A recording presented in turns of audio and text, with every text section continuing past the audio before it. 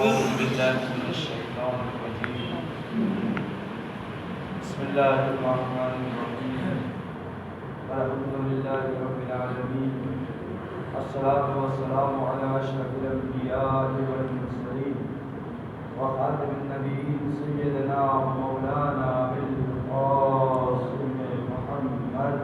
اللهم صل على محمد وآل محمد وآل الطيبين الطاهرين المعصومين المظلومين ولعنة الله على أعدائهم أجمعين من يومنا هذا إلى قيام يوم الدين. أما بعد قال الله تعالى في القرآن الحكيم وهو أصدق الصادقين وقوله بالحق. بسم الله الرحمن الرحيم.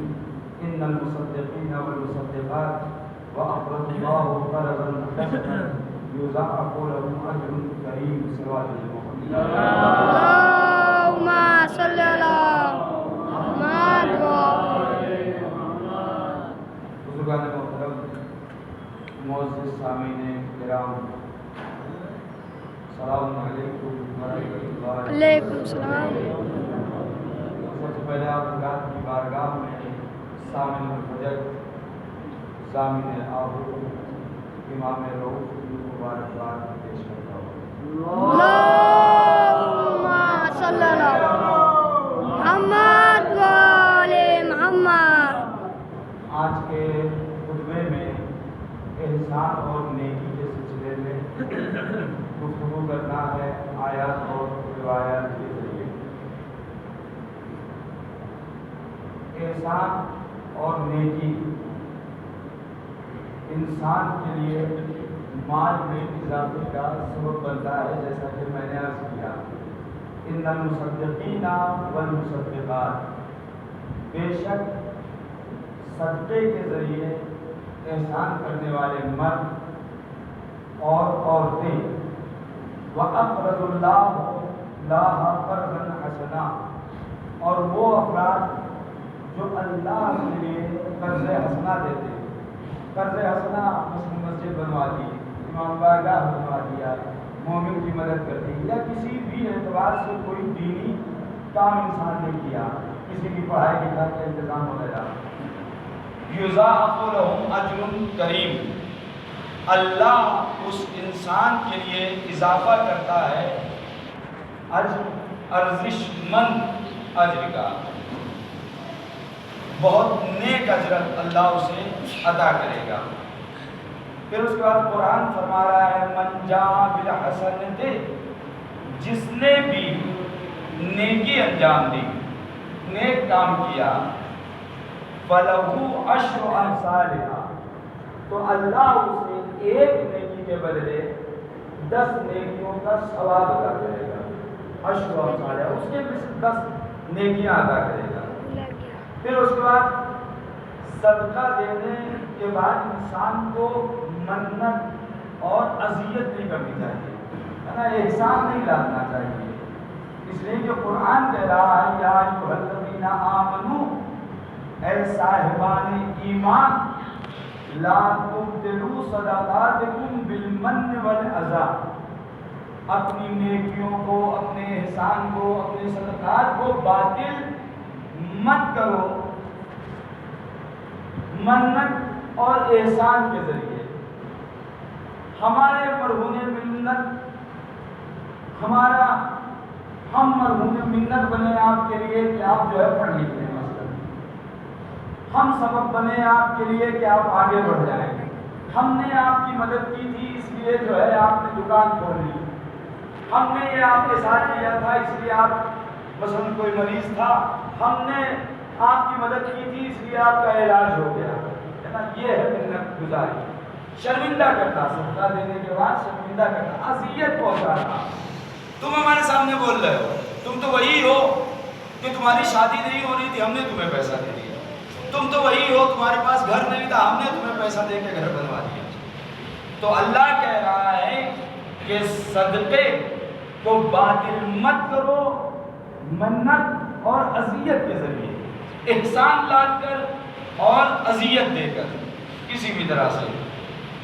پھر اس کے بعد قرآن کہہ رہا الذین ينفقون اموالہم، بے شک وہ افراد جو اپنے اموال کو خرچ کرتے ہیں فی سبیل اللہ، اللہ کی راہ میں، ثم لا یتبعون ما انفقوا منا ولا اذى، خرچ کرنے کے بعد وہ تو نہ احسان لاتے ہیں اور نہ اذیت دیتے ہیں۔ اللہ کی راہ میں مال کو خرچ کرنے کے بعد نہ تو احسان لاتے ہیں اور نہ ہی اذیت دیتے ہیں۔ لہم اجرہم عند ربہم، ایسے افراد کے لیے اللہ کی بارگاہ سے اجر ہے۔ لیکن لاکھ انسان صدقہ دے دے، اگر اس نے اذیت دینا شروع کر دی، احسان لاتنا شروع کر دیا، تو اللہ کہہ رہا ہے ایسا صدقہ باطل ہے، کتنا بھی کچھ کام کیا وہ سب بیکار ہے۔ اور الحمدللہ اس بستی میں آپ کے ہاں مثلا صدقہ کمیٹی ہے، یہاں پہ لوگ جو ہے صدقہ دیتے ہیں، صدقہ یہ لوگ اکٹھا کرتے ہیں، اچھا کام کرتے ہیں، ہمارا کے حساب کتاب دکھاتے ہیں۔ آپ لوگ جو ہے ان سے مراجعہ کریے گا، پیٹی دیتے ہیں، پیٹی لے لیجیے گا۔ یا ان کا ایک پروگرام کل مجھے بتایا انہوں نے کہ ہم ایمبولینس لینے والے ہیں، یہ کیسے لینے کے لیے تیار ہوئے؟ یہ آپ نے جو صدقہ اکٹھا کیا، آپ نے جو اکٹھا کر کے ان کو دیا، انہی پیسوں سے تیار ہے، لیکن ابھی اس میں کچھ کمی ہو رہی ہے، اس میں لوگ مدد کرنا چاہے تو کر سکتے ہیں۔ لیکن یہ کام اگر آپ ان کے ساتھ کر رہے ہیں تو انشاءاللہ آپ کو نفع ملے گا، ایمبولینس ہو جائے گی، آپ کی محتاجی ختم ہو جائے گی، رات میں 2 بجے 12 بجے 1 بجے جب بھی آپ کو ضرورت پڑی تو آپ کے گھر حاضر ہے۔ آپ کو 700 500 600 کرایہ نہیں دینا ہے، بہت زیادہ اگر آپ کو کرنا ہوگا تو شاید ڈیزل کا انتظام کرنا پڑ جائے، ہو سکتا ہے، ورنہ ہو سکتا ہے یہ بھی وہ لوگ کریں، لیکن آپ کی مشکلات برطرف ہو جائیں گی۔ تو اگر کوئی اللہ الذین ينفقون اموالهم فی سبیل اللہ، بے شک وہ افراد جو اپنے مال کو خرچ کرتے ہیں اللہ کی راہ میں، ثم لا یتبعون ما انفقوا منا ولا اذى، پھر اس کے بعد وہ احسان نہیں لاتے ہیں، اذیت نہیں پہنچاتے ہیں، لہم اجرہم عند ربہم، ایسے افراد کے لیے اللہ کی طرف سے اجر ہے، ولا خوف علیہم، ان کے لیے کوئی خوف نہیں ہے، کوئی ڈر نہیں ہے، ولا هم یحزنون، اور نہ کوئی ان کو حزن ہے کہ انہیں پریشانی میں مبتلا ہونا پڑے گا۔ پھر اس کے بعد اسی صدقے کو، اسی خیرات کو، اسی نیکی کو، اسی احسان کو اللہ کیا کہہ رہا ہے؟ مثل الذین ينفقون اموالهم فی سبیل اللہ، ان کی مثال کہ جو لوگ اللہ کی راہ میں مال کو، اپنے اموال کو خرچ کرتے ہیں، کمثل حبۃ، ان کی مثال بالکل گیہوں یا جو کے اس دانے کی طرح ہے، انبتت 7 سنابلا، جس ایک دانے سے 7 بالیاں اگتی ہیں، 7 بالیاں اگتی ہیں، فی کل سنبلۃ 100 حبۃ، اور ہر بالی میں 100 دانے ہوتے ہیں۔ ایک دانے سے 7 بالیاں اگتی ہیں، 7 بالیوں میں ہر بالی میں 100 دانے ہوتے ہیں۔ واللہ یضاعف لمن یشاء، اور اللہ جس میں چاہے اس میں اضافہ بھی کر سکتا ہے، یعنی جو 10 اللہ نے اجر کہا ہے کہ میں 10 اجر عطا کروں گا، تو اللہ اس 10 کے علاوہ بھی اجر عطا کر سکتا ہے۔ کیوں؟ اس لیے کہ واللہ واسع، اس لیے کہ اللہ واسع وعلیم، اور اللہ بہتر جانتا ہے ہماری نیتوں کو، ہم کس نیت سے صدقہ نکال رہے ہیں، کہیں دکھاوا تو نہیں کر رہے ہیں، کہیں کسی کو اذیت کرنا، کسی کو شرمندہ کرنا، کسی کو پریشان کرنا، کسی کی آبرو لینا، یہ تو نہیں ہے، نہیں، یہ نہیں ہونا چاہیے۔ اور احسان اور نیکی کرنے والے کو، جو بھی افراد نیکی کرتے ہیں، احسان کرتے ہیں اللہ کی راہ میں، اللہ انہیں چاہتا ہے، اللہ انہیں دوست رکھتا ہے۔ قرآن کہہ رہا ہے ان اللہ یحب المحسنین، بے شک اللہ احسان کرنے والوں کو دوست رکھتا ہے، اللہ چاہتا ہے۔ اور یہی احسان، یہی نیکی انسان کے لیے زیادہ آخرت ہے، آخرت کے لیے توشہ ہے، اس کی آخرت کے لیے زیادہ راہ ہے۔ مولا کائنات فرما رہے ہیں نعمہ زاد المعاد الاحسان والعباد، بہترین زاد راہ احسان کرنا اللہ کے بندوں پر، بہترین زاد راہ جو ہے وہ یہ ہے کہ اللہ کے بندوں پر احسان کرنا۔ رات میں نے آپ حضرات کی خدمت میں امام رضا علیہ السلام کی حدیث پیش کی تھی، اتنا تاکید کی ہے مولا نے احسان کرنے کے لیے۔ پھر اس کے بعد اور احسان ایمان کا جز ہے۔ مولا کائنات فرماتے ہیں رأس الایمان الاحسان علی الناس، ایمان کی بنیاد احسان کرنا لوگوں کے اوپر، ایمان کی بنیاد۔ اگر کوئی انسان لوگوں کے اوپر احسان کرتا ہے تو یہ اپنے ایمان کی بنیاد کو مضبوط کرتا ہے، یعنی اس کے ایمان کی بنیاد مضبوط ہے۔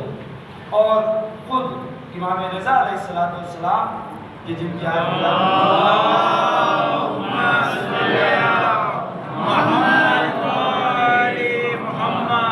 واجبات کے بعد امام فرماتے ہیں واجبات کے بعد افضل عمل احسان کرنا ہے لوگوں کے ساتھ۔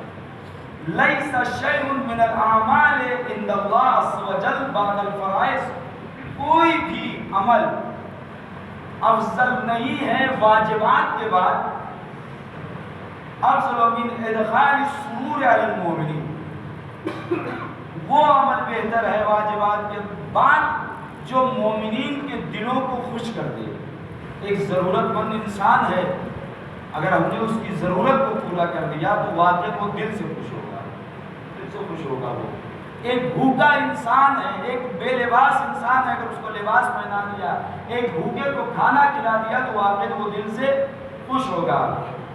اور احسان انسان کی جان اور مال کا محافظ ہوتا ہے۔ احسان کرنا، صدقات دینا انسان کی جان اور مال کا محافظ ہوتا ہے۔ امام رضا علیہ السلام بنی اسرائیل کا واقعہ اس سلسلے میں روایت نقل کرتے ہیں بحار العلماء میں علامہ مجلسی امام سے، 8ویں امام سے روایت کہ بنی اسرائیل میں شدید قحط پڑ گیا تھا اور مسلسل قحط کا ادامہ ہو گیا تھا، ختم نہیں ہو رہا تھا۔ حالت یہ تھی کہ لوگ بھوکے مر رہے تھے۔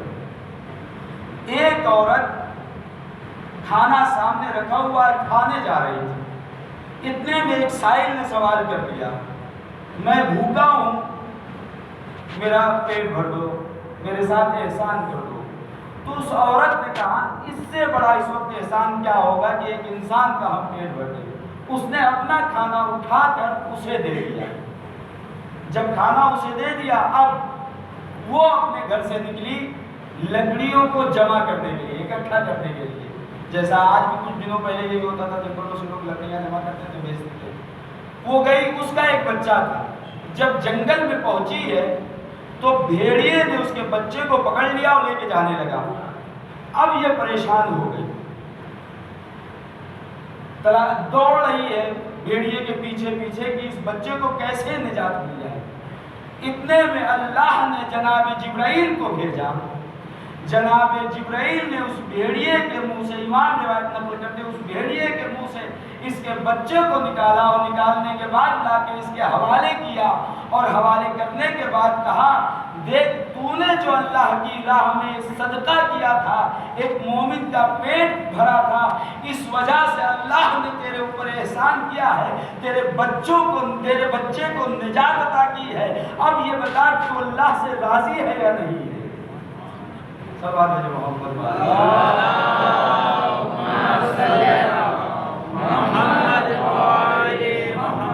اور روایات بھی ہے کہ اپنے مرض کا علاج صدقے سے کرو اور اپنی بلاؤں کو صدقے کے ذریعے دور کرو، تمام روایات ہیں اس کے سلسلے میں۔ سب آدھے جو محمد والے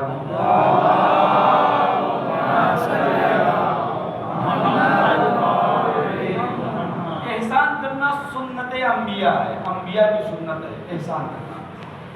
جیسا کہ آٹھویں امام فرماتے ہیں لا یکون المؤمن مؤمنا حتی تکون فیہ ثلاث خصال، مومن اس وقت تک مومن نہیں ہو سکتا جب تک اس کے اندر 3 خصلتیں نہ آ جائیں۔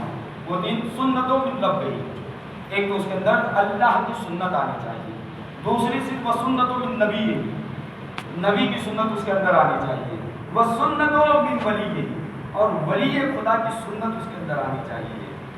ہمارے کتنے ولی ہیں؟ اللہ ولی، رسول ولی اور علی ولی۔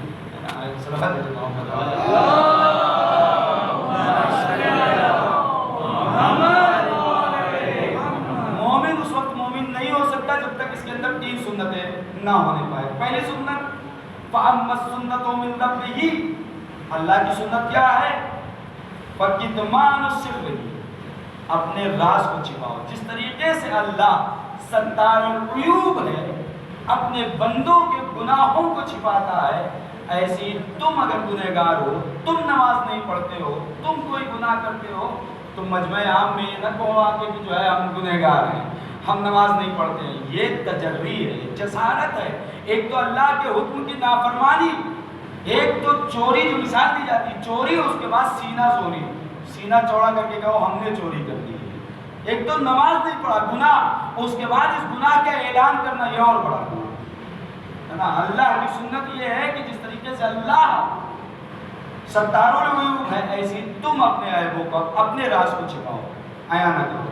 پھر اس کے بعد وَأَمَّا السُّنَّةُ مِن نَبِيِّهِ، نبی کی سنت کیا ہے؟ فَمُدَارَاتُ النَّاسِ، لوگوں کی خیر خواہی، لوگوں کی مدد کرنا، لوگوں کے ساتھ احسان کرنا۔ پھر اس کے بعد وَأَمَّا السُّنَّةُ مِن وَلِيِّهِ، اور ولی کی سنت فَالصَّبْرُ فِي الْبَأْسَاءِ وَالضَّرَّاءِ، صبر، مصیبت میں، سختیوں میں، پریشانیوں میں صبر کرنا ولی کی سنت۔ امام حسین کا پورا گھرانہ شہید ہو گیا، لیکن صبر، پورے گھرانے نے صبر کا مظاہرہ کیا۔ یہ ولی تو مومن اس وقت تک مومن ہو ہی نہیں سکتا جب تک اس کے اندر یہ تین سنتیں نہ آنے پائے۔ پھر اس کے بعد امام رضا علیہ السلام فرماتے ہیں المستتر بالحسنۃ یعدل 70 حسنہ، اگر کوئی نیکی کرتا ہے چھپا کے تو وہ 70 نیکیوں کے برابر ہے اس کی ایک نیکی۔ صلوات بھیجے محمد